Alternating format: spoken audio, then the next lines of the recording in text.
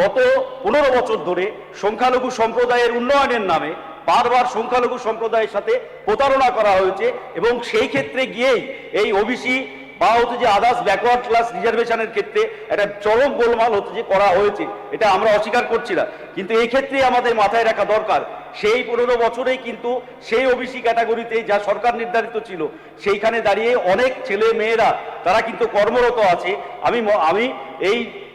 আপনার মাধ্যমে এই সদনে হচ্ছে যে বলতে চাই যেন তারা কোনো ধরনের কোনো অসুবিধার মধ্যে হচ্ছে যে না পড়ে, সেটা দেখেই হচ্ছে যে আমাদের আগামী দিনের সিদ্ধান্ত গ্রহণ করা উচিত। এবং আমি যেটা বলে শেষ করব আমার কথা, যে সব উদ্দেশ্য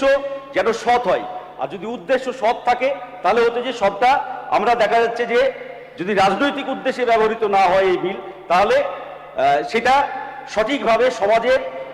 পিছিয়ে পড়া সঠিকভাবে যারা আছে, সংখ্যালঘু হতে পারে বা আদার্স অন্যান্য ব্যাকওয়ার্ড ক্লাসের মানুষরা হতে পারে, সঠিকভাবে যেন তাদেরকে বিচার করা হয়। ধন্যবাদ মাননীয় স্পিকার। আজকে সদনে হচ্ছে যে bill number 11/2026, the West Bengal backward classes other than scheduled caste and scheduled tribes reservation of vacancies in services and post amendment bill 2026 আমাকে আলোচনা করার সুযোগ করে দেওয়ার জন্য প্রথমেই হচ্ছে যে আমি যেটা বলতে চাইছি যে আমাদের সদনের আমার মাননীয় কলিগ প্রথমে যিনি আলোচনা করলেন যে বুদ্ধদেব ভট্টাচার্য হচ্ছে যে কোনো সমাবেশ থেকে ঘোষণা করেছিলেন এই ধরনের, এই কথাটা হচ্ছে যে সম্ভবত ভুল বা তথ্যের কোথাও সমস্যা হয়েছে। আসলে ইনি ঘোষণা করেছিলেন বুদ্ধদেব ভট্টাচার্য রাইটার্স বিল্ডিং থেকে 2010 সালে বামফ্রন্টের মিটিংয়ের পর গিয়ে রাইটার্স বিল্ডিং থেকে ঘোষণা করেছিলেন। এবং যে অভিযোগ হচ্ছে যে করা হচ্ছে, আসলে এটা প্রথমেই আমি খণ্ডন করতে চাইছি যে এইটা যে কমিশন বা যা তদারকি হয়েছিল এই যে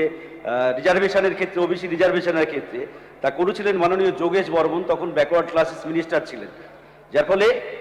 আমাদের যেটা উদ্দেশ্য ছিল সেই সময়ে সেটা হচ্ছে যে প্রথমত আপনারা জানেন যে সাচার কমিটির রিপোর্ট একটা বেরিয়েছিল, কেন্দ্রীয় সরকারের নেতৃত্বে যে কমিটি হয়েছিল, সেই সাচার কমিটির রিপোর্টের পর দেখা গিয়েছিল যে ভারতবর্ষের বুকে হচ্ছে যে সংখ্যালঘু বিশেষ করে মুসলিম সম্প্রদায়ের মানুষের যে আর্থিক, সামাজিক, শিক্ষাগত ক্ষেত্রে এবং হচ্ছে যে চাকরির ক্ষেত্রে যে সমস্ত পিছিয়ে পড়া দিকগুলো আছে সেগুলো ইন্ডিকেট করা হয়েছিল সাচার কমিটির রিপোর্টে।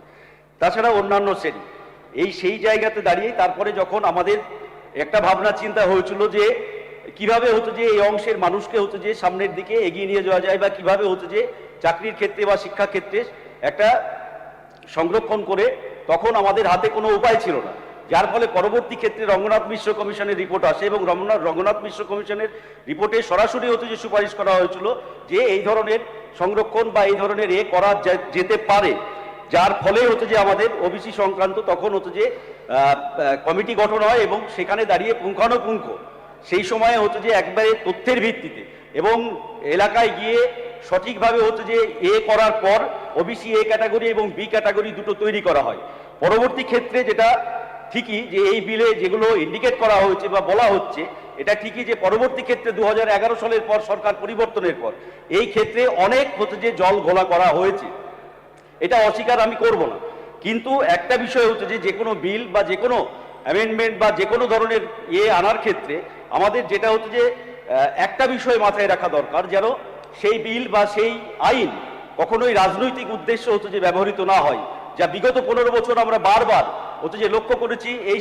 তৃণমূল কংগ্রেসের সরকারের সময়ে বারবার হচ্ছে যে এইগুলোকে রাজনৈতিক উদ্দেশ্যে ব্যবহার করতে গিয়েই আজকে দাঁড়িয়ে গত 15 বছর ধরে সংখ্যালঘু সম্প্রদায়ের উন্নয়নের নামে বারবার সংখ্যালঘু সম্প্রদায়ের সাথে প্রতারণা করা হয়েছে এবং সেই ক্ষেত্রে গিয়েই এই ওবিসি বা হচ্ছে যে আদার্স ব্যাকওয়ার্ড ক্লাস রিজার্ভেশনের ক্ষেত্রে একটা চরম গোলমাল হচ্ছে যে করা হয়েছে, এটা আমরা অস্বীকার করছি না। কিন্তু এই ক্ষেত্রে আমাদের মাথায় রাখা দরকার, সেই 15 বছরেই কিন্তু সেই ওবিসি ক্যাটাগরিতে যা সরকার নির্ধারিত ছিল সেইখানে দাঁড়িয়ে অনেক ছেলে মেয়েরা তারা কিন্তু কর্মরত আছে। আমি এই আপনার মাধ্যমে এই সদনে হচ্ছে যে বলতে চাই যেন তারা কোনো ধরনের কোনো অসুবিধার মধ্যে হচ্ছে যে না পড়ে, সেটা দেখেই হচ্ছে যে আমাদের আগামী দিনের সিদ্ধান্ত গ্রহণ করা উচিত। এবং আমি যেটা বলে শেষ করব আমার কথা, যে সব উদ্দেশ্য যেন সৎ হয়, আর যদি উদ্দেশ্য সৎ থাকে তাহলে হচ্ছে যে সবটা আমরা দেখা যাচ্ছে যে যদি রাজনৈতিক উদ্দেশ্যে ব্যবহৃত না হয় এই বিল, তাহলে সেটা সঠিকভাবে সমাজের